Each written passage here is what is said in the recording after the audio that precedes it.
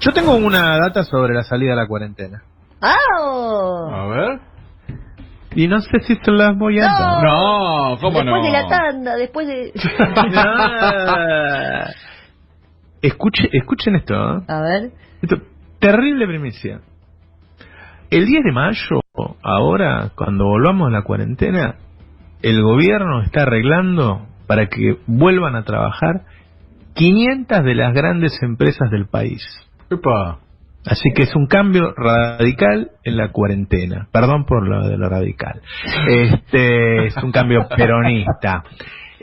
500 empresas, ¿sí? Están organizando los protocolos para ver cómo hacer el cuidado sanitario para que 500 empresas de todo el país empiecen a trabajar. Va a haber micros especiales, van a usar esos micros de larga distancia que no se están usando, las empresas los van a alquilar y los van a poner por la mitad, es decir, un micro caben 50 personas, van a ir 25, y cada empresa tiene que tener sus micros para traer los trabajadores a su empresa. En la empresa tienen que guardar la distancia, todavía más grande que la que usamos habitualmente, se les va a tomar la fiebre todos los días, pero el 10 de diciembre se termina la cuarentena tal como la conocemos. ¿Qué tal? Después dicen que no. Eso es data. Eso es data. Ahí está. Porque siempre dicen, no, porque Roberto, viste, lo único que hace es, ¿no? ¿Quién dice eso? Perdón. A mí Rinco me dijo que fuiste vos. No, Jimena nunca dice nada malo sobre vos en tu presencia. Pero perdón, lo último que dijiste fue 10 de diciembre. 10 de mayo. 10 de mayo, pues ahí... No, perdón, ahora cuando termina esta parte de la cuarentena, cambia totalmente, abren 500 empresas, de todas maneras, si querés que te cuente todo, porque estoy recibiendo los datos ahora, lo voy a contar en una hora más o menos, cómo ya es todo el cambio de la cuarentena, porque se acabó una etapa, claramente, porque en realidad esto tiene que ver con dos cosas, con la economía y con el sistema sanitario, porque el sistema sanitario decía, bueno, tenemos que prepararnos, tenemos que tener todas las camas, todos los respiradores, todas las cosas. Listo, ahora lo tenemos. Ahora, empezamos a hacer test y encontramos que en la calle no hay nadie contagiado. Claro. Entonces dice, que la cosa no es que no nos contagiemos, la cosa es administrar el contagio, porque acá vamos a tener las defensas sociales para convivir con este problema el día que se contagie en la sociedad.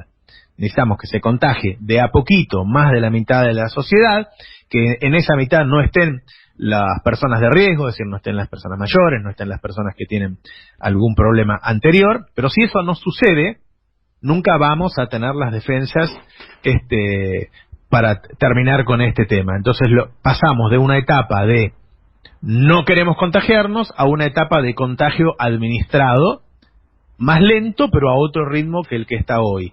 Entonces, laburás en lo sanitario, porque para lograr las defensas de la sociedad necesitas que de a poco más de la mitad de la sociedad haya adquirido el virus, y al mismo tiempo tenés la salida económica. Cuénteme, Fer Siveira, ¿qué tenemos? Desde el mes pasado, el Observatorio de Víctimas del Delito, que antiguamente funcionaba en el Ministerio de Justicia, Massa consiguió que pasara a la Cámara de Diputados, ¿no?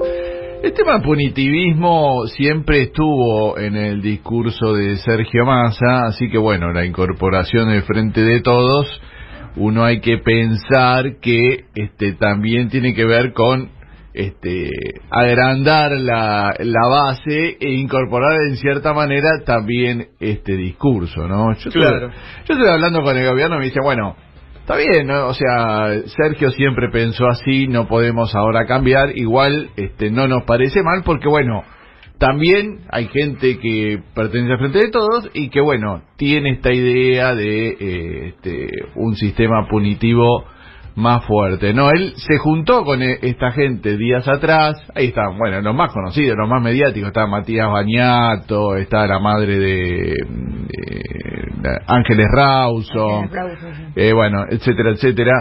Y bueno, para manifestar que la preocupación por las libertades de presos Y ahí Massa habló de las actitudes irresponsables de algunos jueces, ¿no?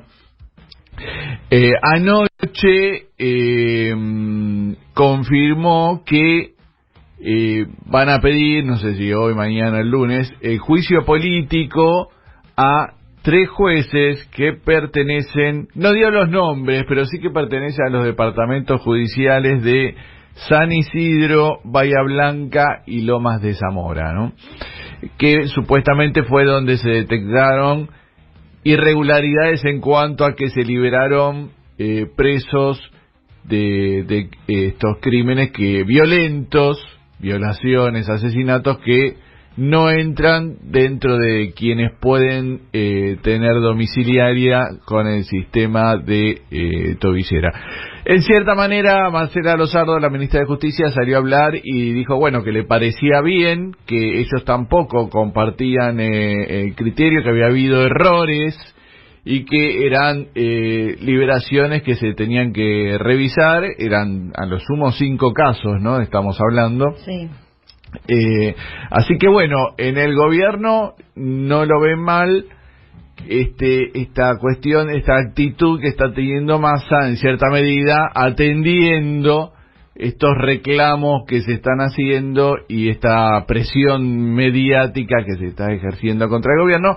La ministra insistió en que el Poder Ejecutivo no tiene nada que ver con estas liberaciones, que se lo están acusando por cosas que ellos no han resuelto, y que bueno, y que si hay errores se pueden enmendar. Y en ese sentido está, bueno, Massa con estos pedidos de juicios políticos tratando de que el oficialismo no quede afuera, de cierta manera, de esta ola que se está dando o que se está promoviendo contra la liberación de detenidos, ¿no?